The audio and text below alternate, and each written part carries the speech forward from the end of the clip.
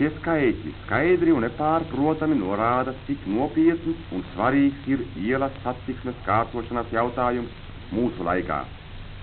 Valdība dara visu, lai izpētītu šo satiksmes nelaimes gadījumus, lai ar jauniem apstākļiem piemērotiem likumiem un instrukcijām vai citādā veidā nodrošinātu gājējus un braucējus pret satiksmes nelaimēm.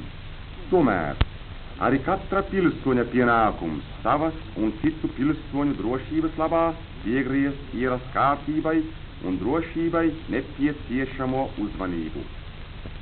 Lai cīņa ar satiksmes nelaimēm būtu sekmīga, visiem braucējiem un gājējiem, kā pieaugušiem, tā bērniem, kā pilsētās, tā uz laukiem, jāzina un stingri jāizpilda satiksmes noteikumi un kustību regulējošo zīmju un policijas posteņu norādījumi. Šīs nepieciešamās ziņas jums sniegsim skatos un vārdos. Jūsu interesēs ir šīs ziņas iegaumēt un tālāk izplatīt.